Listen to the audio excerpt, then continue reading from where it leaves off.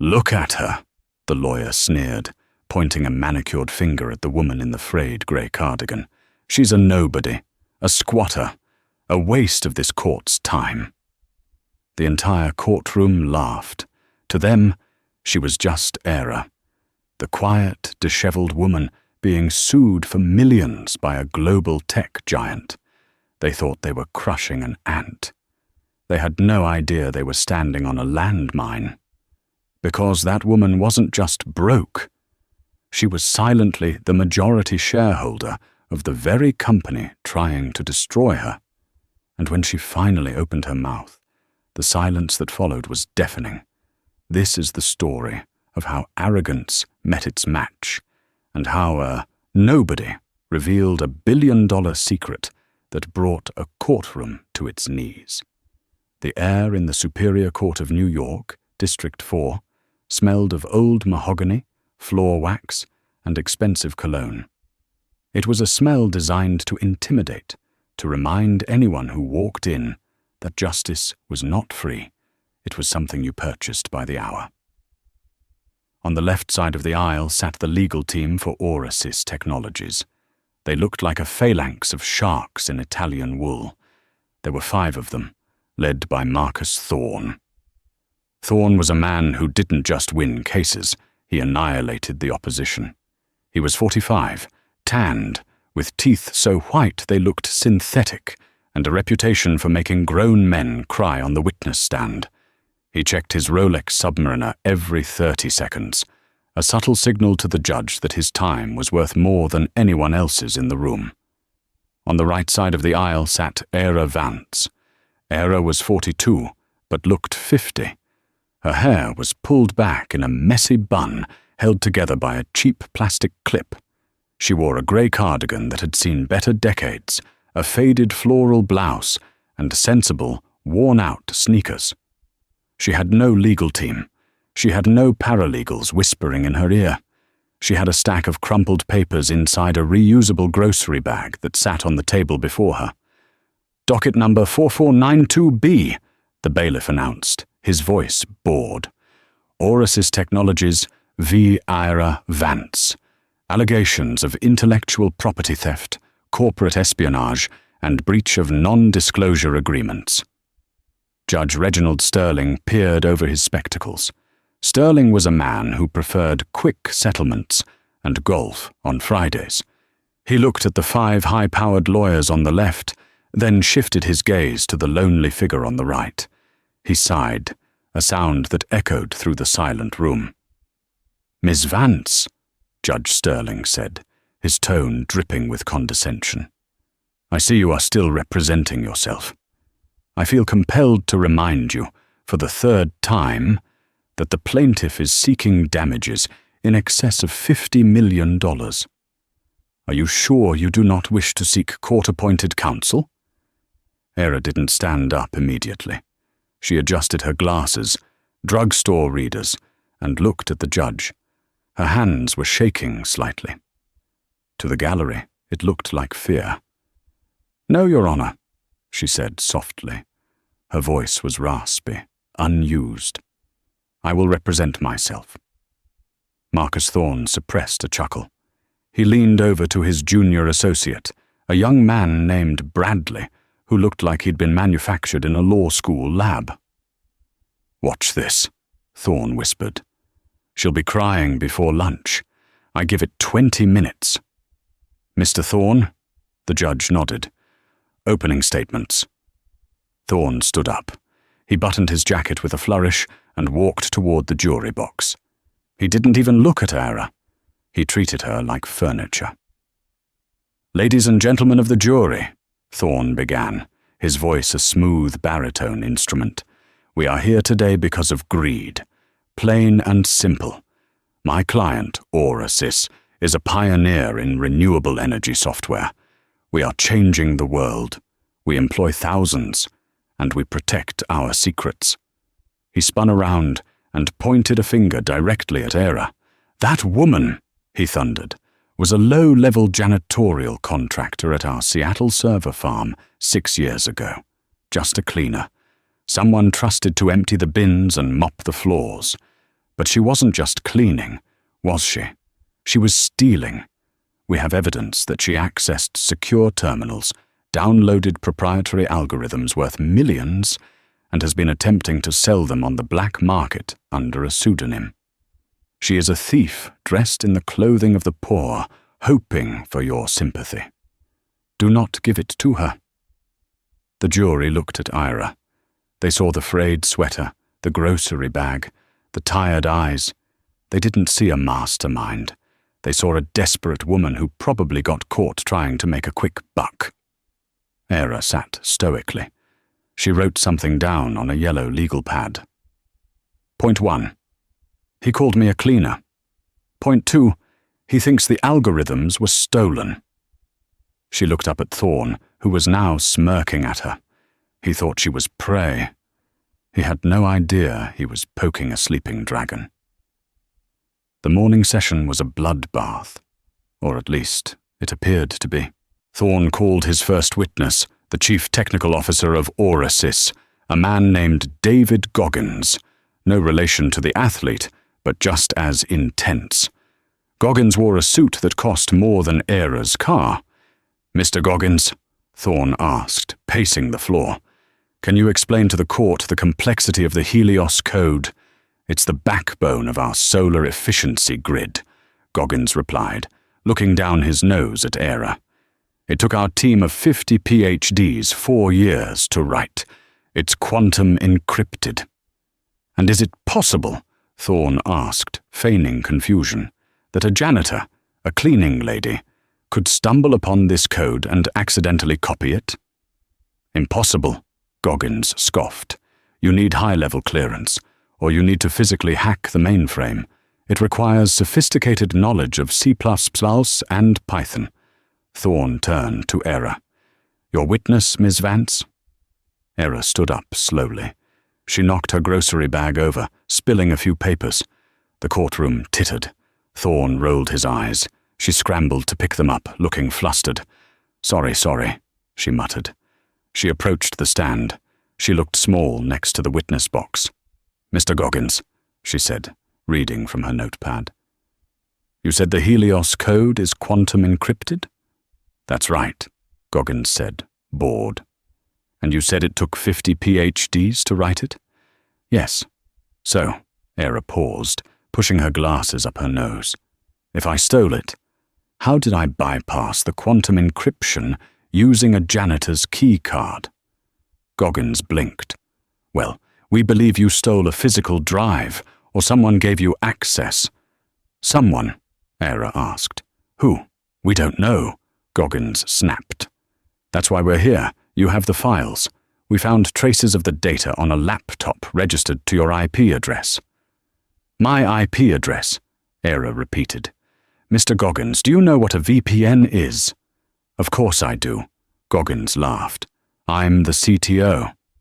"Then you know that IP addresses can be spoofed?" "Objection." Thorne stood up, annoyed. "The defendant is trying to lecture the CTO of a Fortune 500 company on basic computer science. It's irrelevant." "Sustained," Judge Sterling said, rubbing his temples. "Ms. Vance, move on. Do not waste the court's time with technicalities you clearly do not understand." Era tightened her jaw. "Technicalities I don't understand." She looked at the judge. "Your Honor, I'm trying to establish that the evidence is circumstantial." "The evidence," the judge said sharply, "is that a laptop in your home contained stolen data. Do you have any questions for the witness that aren't nonsense?" Era looked at Goggins. "One more. Mr. Goggins, who wrote the original kernel for the Helios Code? The very first lines." Goggins hesitated. He looked at Thorne. Thorne gave a microscopic nod. "It was a collaborative effort," Goggins said smoothly. "Standard corporate development." "So no single person wrote the core architecture?" "No." Era nodded. "Thank you. No further questions." As she walked back to her seat, she felt the eyes of the room burning into her back. They thought she was an idiot. They thought she was drowning. Thorne leaned back in his chair, whispering loudly enough for the jury to hear. Sad, really. She doesn't even know how to frame a question.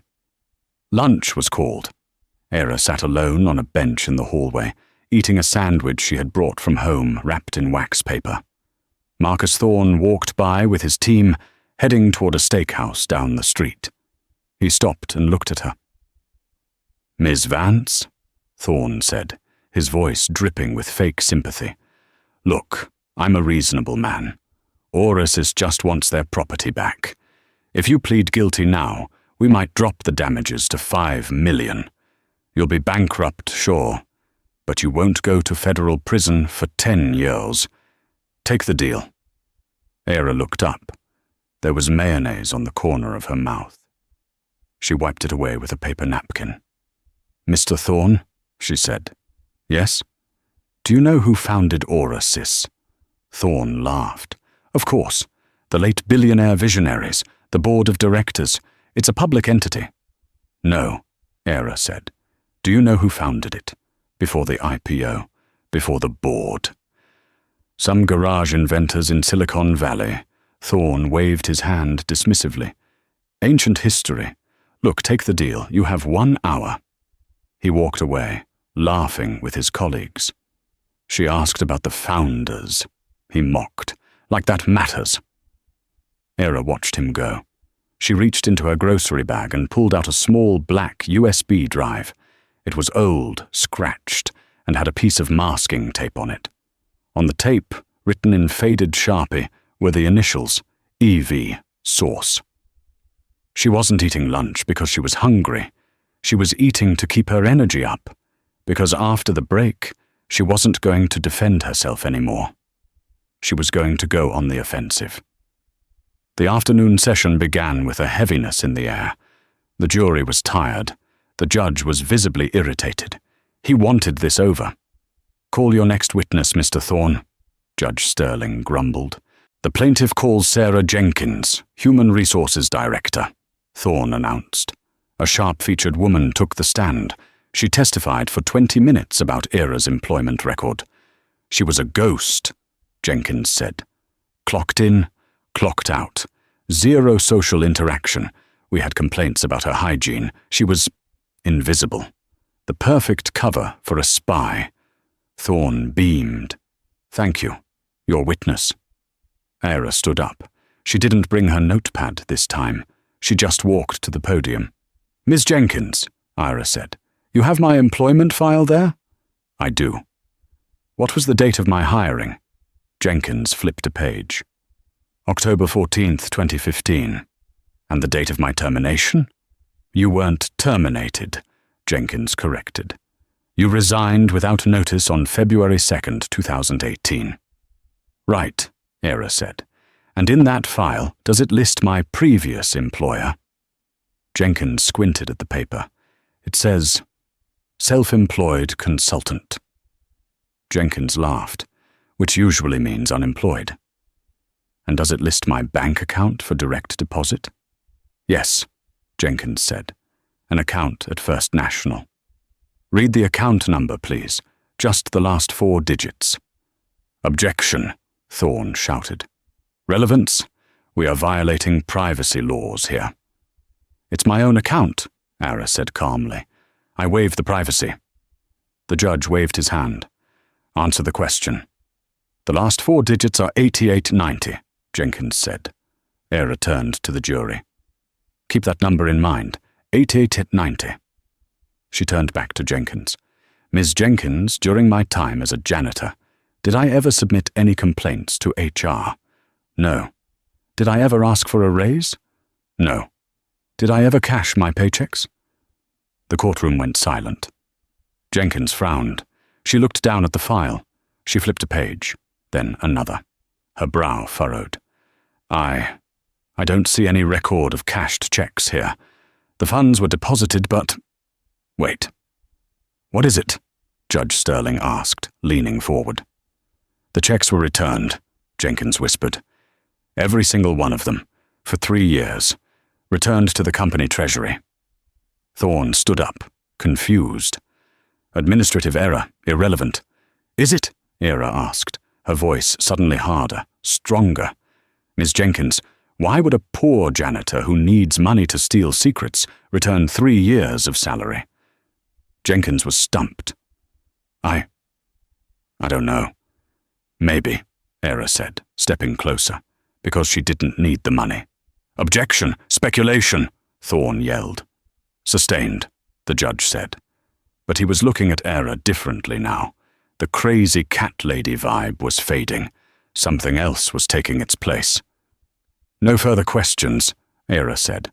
Thorne was rattled. He didn't like surprises. He whispered to his associate. Find out why she returned the checks, now. But Ira wasn't done. Your Honor, she said. I would like to call a hostile witness. You don't have a witness list, Ms. Vance? The judge said. I do, she said. He is in the courtroom right now. She pointed a shaking finger at the plaintiff's table. I call Marcus Thorne to the stand. The courtroom erupted. Thorne laughed out loud. Me? You can't call the opposing counsel. Actually, Era said, citing a case number from memory, State v. Davidson, 1998. If the counsel is a material fact witness to the creation of the fraudulent documents, he can be called. Fraudulent documents? Thorne's smile vanished. How dare you? I have the right, Era said to the judge. Mr. Thorne signed the affidavit claiming he personally verified the IP theft. I want to ask him how. Judge Sterling looked at Thorne. He looked at Era. He banged his gavel. I will allow it. Mr. Thorne, take the stand. Thorne was furious. He buttoned his jacket so tight it looked like it might pop. He marched to the witness box, glaring at Era. I will destroy you, his eyes said. Era stood at the podium. She took a sip of water. She took off her glasses. Without the cheap readers, her eyes were sharp, icy blue. Intelligent. Mr. Thorne, she began, you represent Orasys? I am the lead counsel for the firm representing them, yes. And you bill them, what, $800 an hour? My rates are standard for a partner at Sterling Hargrave. Who signs your checks, Mr. Thorne? The CFO of Orasys. No, Era said. Who signs the checks? The ultimate authority, the majority shareholder. The majority shareholder is a holding company called Vance Holloway Industries, Thorne said, bored. They are a silent conglomerate based in Zurich. Vance Holloway, Era repeated. Have you ever met the CEO of Vance Holloway? No one has, Thorne sneered. They are a recluse, probably some Swiss banker. So you've never met the person who actually owns the company you are defending? It's a holding company. It doesn't matter. It matters, Era said, because if you work for Orasys, and Orasys is owned by Vance Holloway, then you work for Vance Holloway. Technically, yes. What is your point? Era leaned in. The drama was palpable. Mr. Thorne, did you check the incorporation papers of Vance Holloway before you sued me? No. Why would I? Because, Era said, her voice dropping to a whisper that the microphones picked up perfectly. If you had, you would have noticed something interesting about the name Vance. Thorne froze. The jury froze. Era Vance. Vance Holloway. Thorne laughed nervously. A coincidence. Vance is a common name. Is it? Era turned to the judge. Your Honor, I would like to enter Defense Exhibit A. She reached into her grocery bag and pulled out a single, pristine document. It wasn't crumpled. It was heavy, cream-colored bond paper with a gold seal. She handed it to the bailiff. The bailiff handed it to the judge. Judge Sterling put on his glasses. He read the document. His eyes went wide. His mouth opened slightly. He looked at Era. Then he looked at the document again. He looked at Thorne. Mr. Thorne, the judge said, his voice trembling, you might want to see this. Thorne snatched the paper. He scanned it. His face went pale. The tan drained right out of him. This is a forgery, he stammered. It is a notarized deed of incorporation, Era said, her voice commanding the room now. Dated 1998, showing the formation of Vance Holloway Industries. She turned to the jury, and right there, on the bottom line, is the signature of the founder and sole proprietor. She pointed to herself. Me. I am Era Vance, she declared, her voice ringing out like a bell. I didn't steal the Helios Code, Mr. Thorne. I wrote it. I founded Aurasis, and I own 51% of the company that is paying your salary. For 10 seconds, the only sound in the courtroom was the hum of the HVAC system and the frantic ticking of Marcus Thorne's watch. The silence was heavy, suffocating. It was the sound of a paradigm shifting so violently that reality had to catch up. Thorne stared at the document. His hands were shaking. Not a little tremor, but a violent shake that made the paper rattle like dry leaves in a gale. He looked at the signature, Era Vance, and then at the woman standing 10 feet away, the woman in the cheap cardigan, the woman he had mocked. This is ridiculous, Thorne finally choked out, though his voice lacked its usual boom. It sounded thin, reedy. Your Honor, this is clearly a sophisticated fabrication, a prank. Miss Vance is a mentally unstable woman who— Mr. Thorne, Judge Sterling cut him off. The judge was no longer looking at the clock. He was looking at Era with a mixture of awe and terror. I have seen the seal of the Zurich Chamber of Commerce before. It is watermarked. It is embossed. If this is a forgery, it is the best I have seen in 30 years on the bench. It's impossible, Thorne shrieked, losing his composure entirely. He turned to the gallery, looking for support from his team, but his associates were frozen. They were frantically typing on their phones, likely Googling Vance Holloway ownership. She was a janitor. She cleaned the toilets in the executive suite. Do you expect me to believe a billionaire was scrubbing grout? Era stepped away from the podium. She didn't walk like a defendant anymore. Her posture straightened. The slump of the exhausted worker vanished, replaced by the rigid, commanding spine of a woman who had built empires. She walked toward the jury box, her eyes scanning every juror. Mr. Thorne asks a good question, Era said. Her voice had changed, too. The rasp was gone. It was smooth, cultured, authoritative. Why would I scrub toilets? She turned to face Thorne. I founded Aurasis 20 years ago in a garage in Palo Alto, she began, pacing the floor. I wrote the Helios Code to save energy, to help the planet. But 5 years ago, after my husband died, I stepped back. I became a silent partner. I let the board of directors run the show. I trusted them. She stopped in front of the plaintiff's table, looking down at the young associates. But then the profits started dipping. The innovation stopped, and I started hearing rumors that the new CEO, Julian Blackwood, was cutting corners, that he was selling user data, that the company I built to save the world was being used to exploit it. Thorne opened his mouth to object, but no sound came out. I couldn't prove it from the outside, Era continued. Julian Blackwood hid everything behind layers of encryption and bureaucracy. If I had walked in the front door as Era Vance, the majority shareholder, he would have shredded the documents before I reached the elevator. I needed to see what was happening on the ground. I needed to be invisible. She smiled, a cold, dangerous smile. And who is more invisible than the cleaning lady?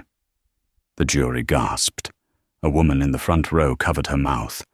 It was the perfect narrative flip. The predator was actually the prey was the hunter. For 3 years, Era said, her voice rising.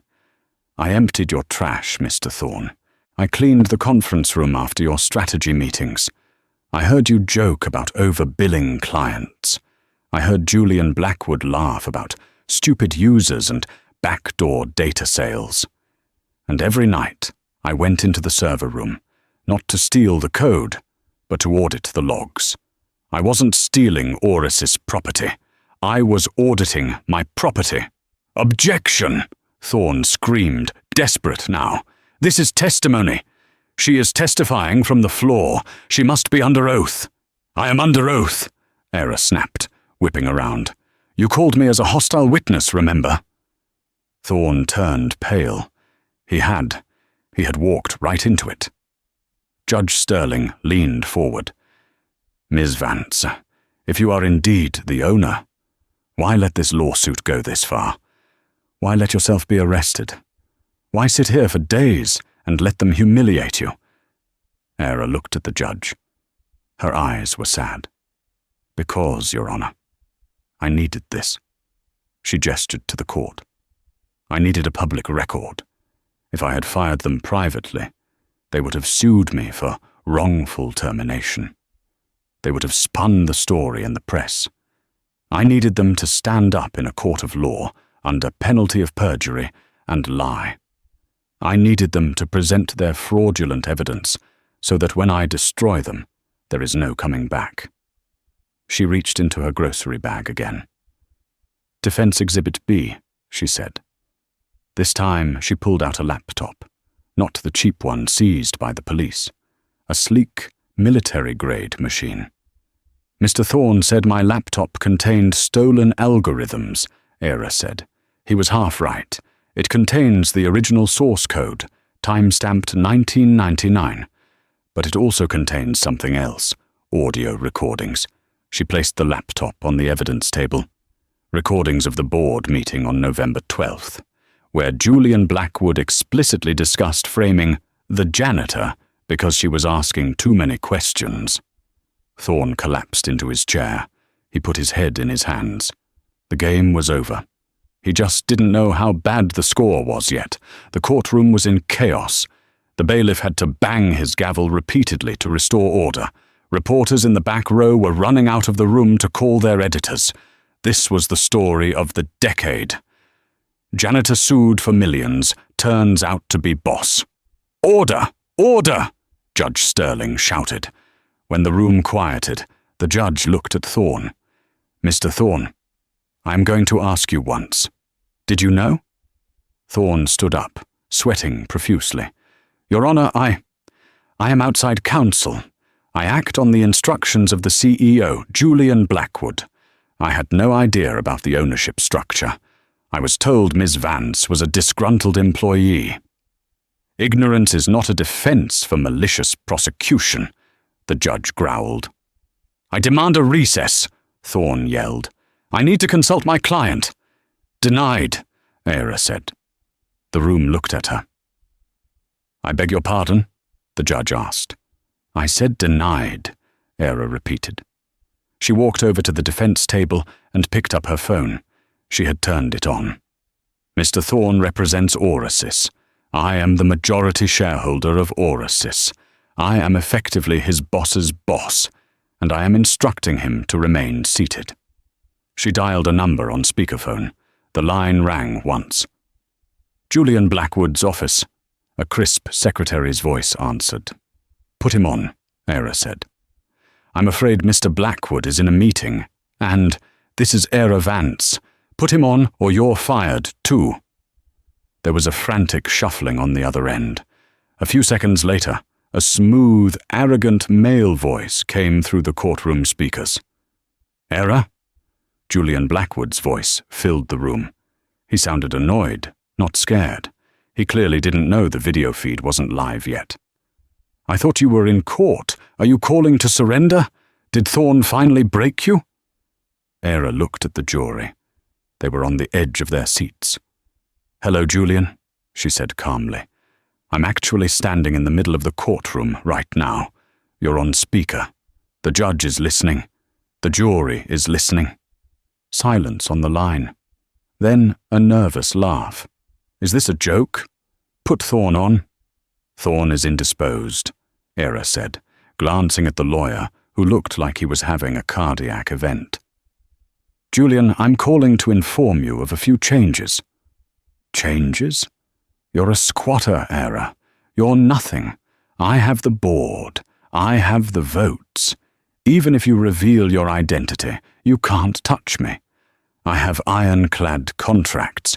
You can't fire me without cause. Cause? Era mused. You mean like corporate espionage? Fraud? Perjury? Conspiracy to commit a felony? You have no proof, Julian snarled. Just the ramblings of a senile woman who likes to play dress-up as a janitor. Actually, Judge Sterling interrupted, leaning into the microphone. Mr. Blackwood, this is Judge Reginald Sterling. We have just entered into evidence a deed of incorporation and audio recordings that seem to contradict your statement. I suggest you stop talking. On the other end of the line, the sound of glass shattering was heard. Julian had likely thrown his scotch against the wall. Julian, Era said, her voice dropping to 0 degrees Kelvin. Do you remember the Phantom Protocol? Don't, Julian whispered. The arrogance was gone. Era, don't do it. The Phantom Protocol, Era explained to the jury, is a failsafe I built into the Helios Code. In the event that the company leadership becomes compromised, the founder can initiate a remote override. It locks all executive accounts. It freezes all company assets, and it downloads every single email, text, and transaction from the CEO's private server to the SEC. Era, please! Julian shouted. We can work this out. I'll give you a settlement. I'll resign. Too late, Era said. She tapped a key on her laptop. Enter. It's done, she said. The FBI has your files, Julian. They should be arriving at your office. Right about now. As if on cue, faint sirens could be heard in the background of the call. Then, shouting, FBI, open up! The line went dead. Era put the phone down. She looked at Thorne. You're fired, she said. The silence that followed the termination of the call with Julian Blackwood was not the silence of peace. It was the silence of a crater after the bomb has gone off. The courtroom air felt electrically charged, thick with the invisible residue of a corporate empire collapsing in real time. Marcus Thorne, the man who had strutted into the room 3 days ago, like a gladiator entering an arena, was now physically deflating. He gripped the edge of the mahogany table, his knuckles white, his breathing shallow and erratic. The polished veneer of the high-priced litigator had cracked, revealing a terrified man who realized he was standing on the wrong side of an avalanche. His team of associates, the sharks in Italian wool, were no longer looking at him for guidance. They were physically distancing themselves, scooting their chairs inches away, eyes glued to their phones, likely deleting emails or updating their LinkedIn profiles. Judge Sterling cleared his throat. The sound echoed like a gunshot. Mr. Thorne, the judge said, his voice devoid of the earlier annoyance. Now it held a grave, almost pitying tone. It appears your client is currently indisposed, and given the evidence Ms. Vance has just presented, evidence that suggests this entire proceeding is built on a foundation of perjury and fraud, I am inclined to ask, how do you wish to proceed? Thorne blinked, trying to clear the fog of panic from his eyes. He straightened his tie, but his hands were shaking so badly he knocked a pen onto the floor. He didn't pick it up. Your Honor, Thorne stammered, his voice cracking. In light of recent developments and the potential conflict of interest regarding my firm's representation of Aurasys, the plaintiff moves to voluntarily dismiss this case. He swallowed hard, looking not at the judge, but at the exit sign. We move to dismiss without prejudice, Thorne added quickly. We will withdraw the complaint immediately. It was a tactical retreat. A dismissal without prejudice meant the case was over. But technically, it could be brought back later. It was a way to save face, to pretend this was just a clerical error rather than a moral catastrophe. It was the coward's way out. "Objection!" a voice cut through the room. It wasn't loud, but it was absolute. Era Vance stood by her table. She hadn't moved. She looked like a statue carved from granite. Thorne whipped his head around. "What?" "Miss Vance, I am offering to drop the lawsuit. You walk away free. No damages, no debt. Take the win." Era slowly removed her glasses. She looked at Thorne with eyes that seemed to age him 10 years in 10 seconds. "You don't get to quit, Mr. Thorne," she said. "You don't get to drag me through the mud, humiliate me in front of the world, accuse me of being a thief, and then just say, 'Never mind,' when you realize you've lost." She turned to Judge Sterling. "Your Honor, a dismissal without prejudice leaves a stain. It suggests that maybe, just maybe, I did do it, but they simply chose not to pursue it. It leaves a question mark next to my name. I don't want a question mark. I want a period. I want a verdict." The judge studied her. He had seen thousands of defendants beg for a dismissal.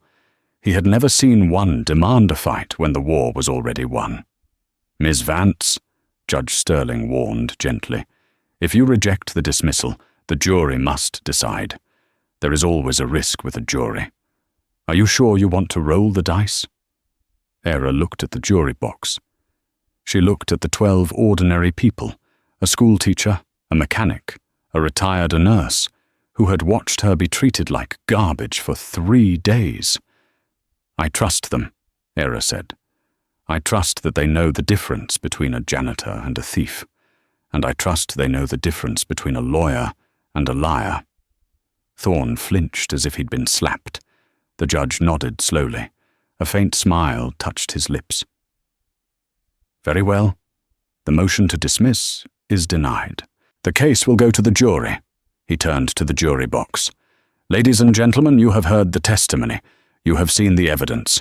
You have heard the audio confession of the CEO of the plaintiff company. I usually send juries back to the deliberation room, but given the extraordinary nature of this trial, do you require time to deliberate?" The jury foreman, a heavy-set man named Frank who worked in construction, didn't even look at the other jurors. He didn't need to. He had seen them nodding, gasping and glaring at Thorne for the last hour. Frank stood up. He adjusted his collar. "No, Your Honor," Frank said, his voice booming. "We don't need to leave the room. We've seen enough." Thorne closed his eyes. "What is your verdict?" the judge asked. "On the count of intellectual property theft." Frank read from a paper. His hands were trembling slightly. Not from fear, but from the adrenaline of the moment. "We find the defendant, Era Vance, not guilty." A ripple of breath went through the room. "On the count of corporate espionage, not guilty. On the count of breach of contract, not guilty." Frank paused. He looked directly at Marcus Thorne.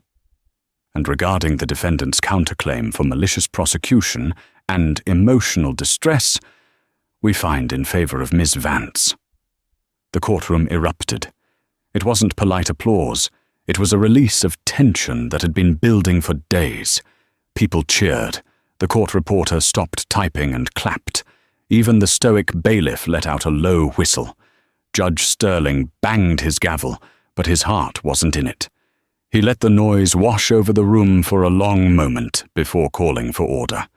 "Order! Order in the court!" As the noise subsided, Ira didn't cheer. She didn't jump up and down. She simply closed her eyes and exhaled, a long, shuddering breath. The weight of 3 years of hiding, of 3 days of torture, lifted off her shoulders. Thorne was shoving papers into his briefcase with frantic, jerky movements. He looked like a rat trying to escape a sinking ship. He signaled to his associates, and they bolted for the aisle, heads down. Thorne tried to follow them, but a figure blocked his path. Ira stood in the center of the aisle. She wasn't physically imposing, but in that moment, she loomed over him. "Excuse me," Thorne muttered, refusing to make eye contact. "I have to, Mr. Thorne," Era said. He froze. He had to look at her. He looked up, and for the first time, he really saw her. Not the grey cardigan, not the messy hair. He saw the intelligence, the steel, the immense power he had been too arrogant to recognize. "Look, Miss Vance," Thorne whispered, his voice trembling. "I was just doing my job. It's nothing personal. It's the game. You know that. I represent the client. I didn't know about the ownership situation." "You knew I was poor," Era said softly. The room went deadly silent again. Everyone wanted to hear this. "You didn't know I was a billionaire. True," she continued, "but you knew I was a janitor. You knew I made minimum wage. You knew I couldn't afford a transcript, let alone a defense team. And because you knew that, you didn't just sue me. You mocked me. You tried to break me. You turned the law, which is supposed to be a shield for the weak, into a sword for the strong." Thorne licked his dry lips. I can offer you a settlement. My firm has insurance. I don't want your money," Era cut him off. "I have more money in my couch cushions than you will make in a lifetime." She reached into the pocket of her cardigan. Thorne flinched, as if expecting a weapon. What she pulled out was small, rectangular, and caught the courtroom lights. It was a business card, but it wasn't paper. It was matte black metal, laser-etched with gold lettering. It was the calling card of the global elite. She held it out. Thorne didn't take it. She tucked it into the breast pocket of his expensive Italian suit. "That is my personal number," she said. "But don't call it." "Then, what is this?" Thorne asked, bewildered. "It's a reminder," Ira said. "Because as of 5 minutes ago, I have instructed the new acting counsel of Orasys to initiate a full forensic audit of every hour you have billed my company for the last 10 years. Thorne's knees actually buckled.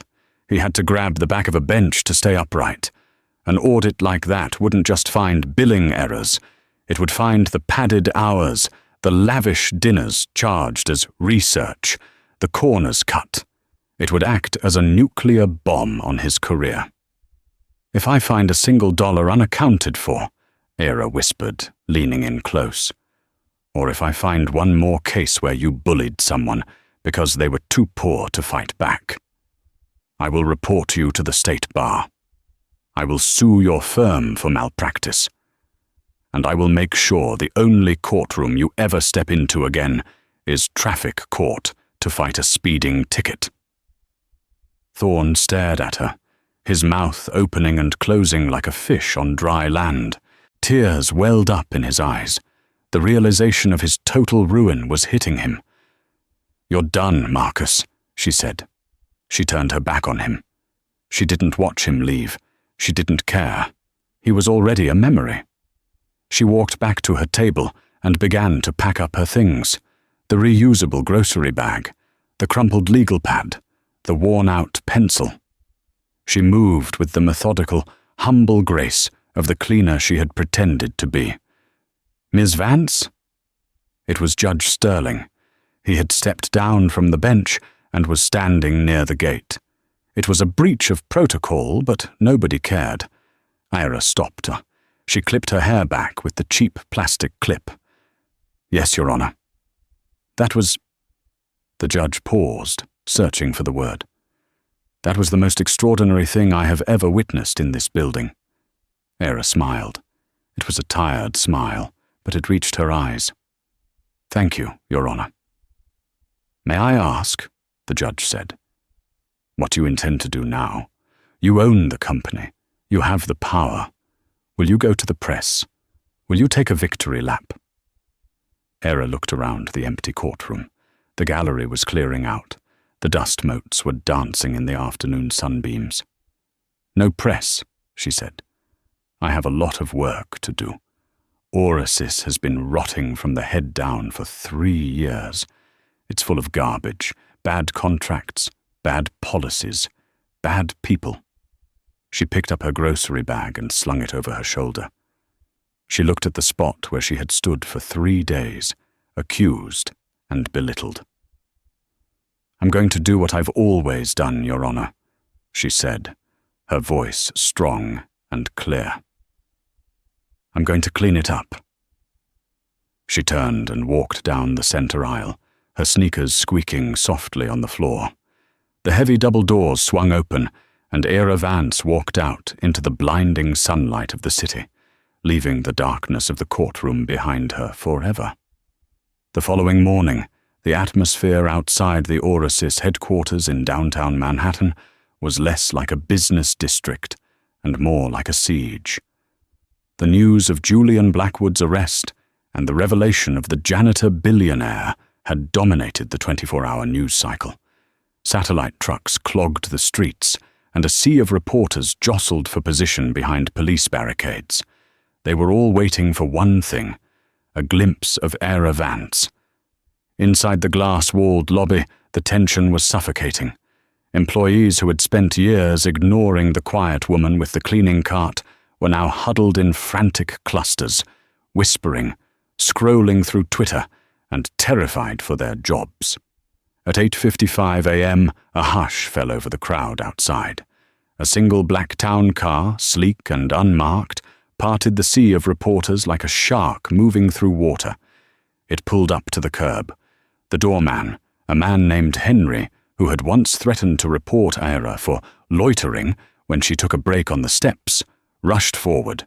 His hands were shaking as he reached for the handle.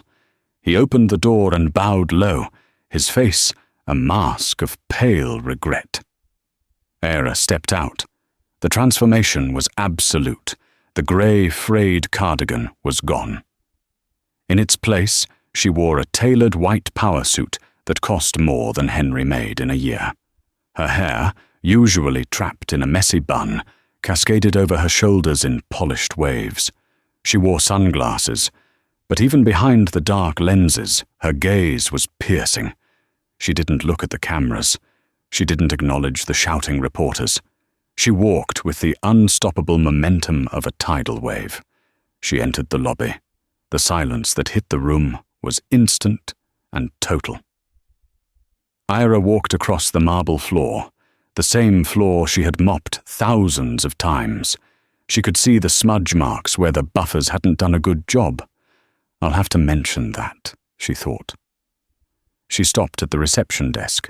Stacy, the head receptionist, was frozen. Stacy was the type of person who smiled up at executives and scowled down at service staff. She had made a sport of making Ira wait for the service elevator key, often pretending to be on the phone while Ira stood there with a heavy bucket. Now, Stacy looked like she was waiting for an executioner. Ira lowered her sunglasses. She looked Stacy in the eye. "Good morning, Stacy," Ira said. Her voice was pleasant, but it carried a weight that made Stacy flinch.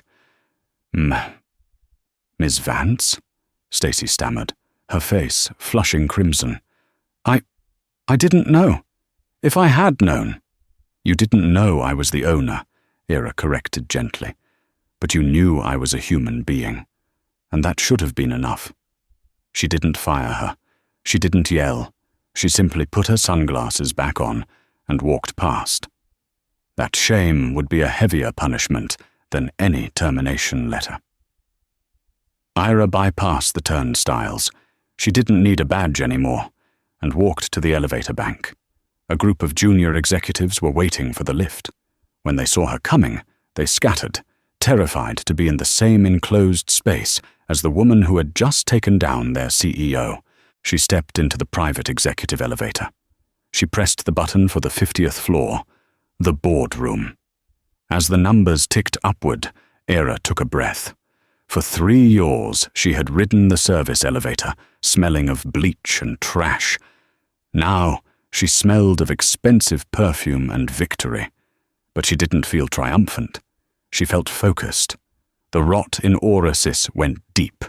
Julian Blackwood was just the symptom. The culture was the disease. The elevator doors chimed and slid open. The boardroom was full. The 6 remaining board members, the ones who hadn't been arrested yet, were seated around the long oval table.